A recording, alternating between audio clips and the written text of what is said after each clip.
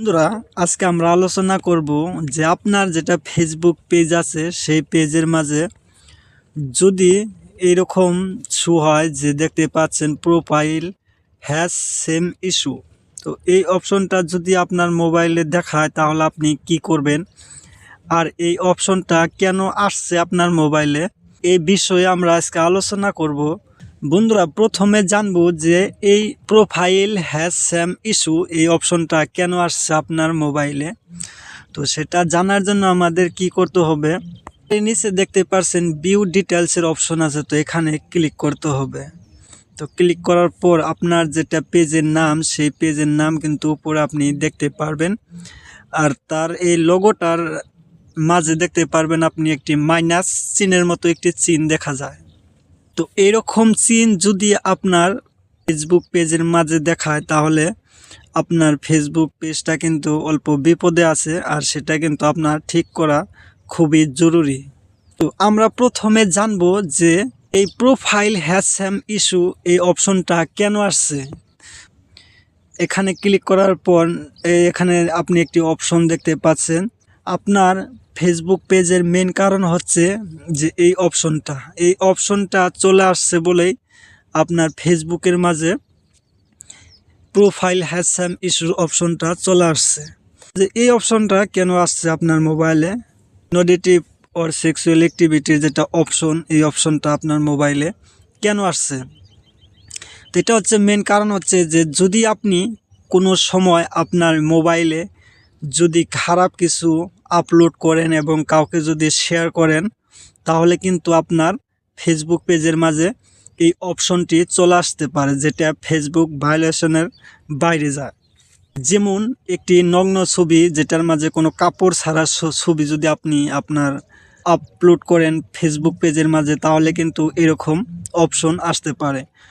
আবার অন্য অপরের যেগুলো শেয়ার করা ছবি অপরে আপলোড করে সেই ছবিগুলো যদি আপনার পছন্দ হয়, সেই ছবির মাঝে যদি দেখতেছেন যে সেক্সুয়াল টাইপের কোনো কন্টেন্ট আছে বা সেই সম্বন্ধের টাইপের ভিডিও ফটো, তাহলে কিন্তু আপনি শেয়ার করবেন না। যদি শেয়ার করেন তাহলে আপনার ফেসবুক পেজের মাঝেও এরকম সমস্যা আসতে পারে।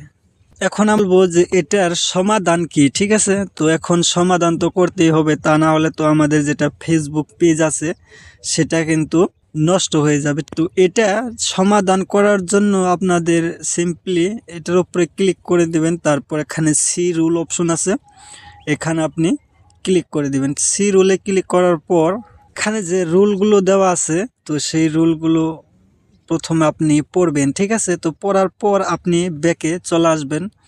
তো ব্যাকে চলে আসার পর এটার সমাধান করার জন্য আপনি ফিক্স ইট প্রবলেম এই অপশনটাতে ক্লিক করে দিবেন। এটার মাঝে ক্লিক করার পরে সাধারণত আপনার সামনে দুইটা সেটিংস শো হবে, একটি হচ্ছে রিমুভ ইওর ওয়ার্নিং, তারপর আরও একটি হচ্ছে রিকোয়েস্ট রিভিউ। তো এখানে দুইটা অপশন হচ্ছে যে আপনি যদি রিকোয়েস্ট রিভিউতে ক্লিক করেন তাহলে আপনি এখানে দেখতে পারবেন 5টা অপশন আছে। তো এই 5টা অপশন থেকে যে অপশনটা আপনার সেই ফটো এবং ভিডিওর সাথে কানেক্ট আছে, মিলে যায়, তো সেটার মাঝে আপনি ক্লিক করে দেবেন। যেমন আমি এটার মাঝে ক্লিক করে দিলাম, ঠিক আছে। তারপর আমি কন্টিনিউ অপশনে ক্লিক করে দেব। তারপর এখানে আরও 5টা অপশন চলে আসবে। এখান থেকেও আপনাকে যে কোনো একটি সিলেক্ট করতে হবে যেটা আপনার ফটো এবং ভিডিওর সাথে মিল আছে।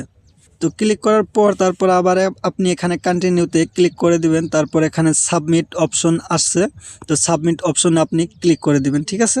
তারপর আপনি এখানে ডান চলে আসবে, তো ডানের মাঝে ক্লিক করে আপনি ডান করে দিবেন, ঠিক আছে। তারপর কি হবে যে এই অপশনটি যদি এখন আপনার 1 সপ্তাহের ভিতরে যদি না চলে যায় তাহলে আপনি কি করবেন আবার। তো প্রথমে আপনি কি করবেন, এখান থেকে একটি স্ক্রিনশট নেবেন, এখান থেকে স্ক্রিনশট নেবেন।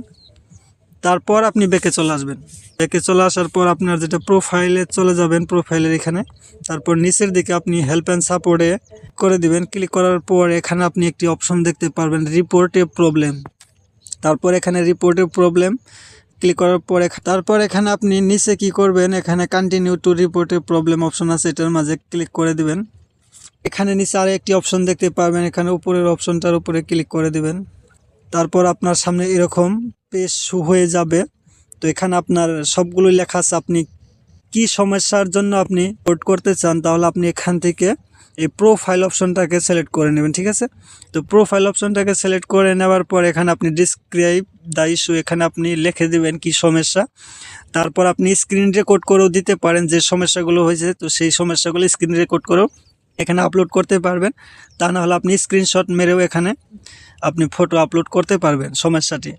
তারপর আপনি কি করবেন, উপরে যে আইকন দেখতেছেন এটার মাঝে ক্লিক করে আপনি দিয়ে দেওয়ার পর কিন্তু আপনার যেটা সমস্যা সেটা কিন্তু 2-4 দিনের ভিতরে সমস্যা সমাধান হয়ে যাবে।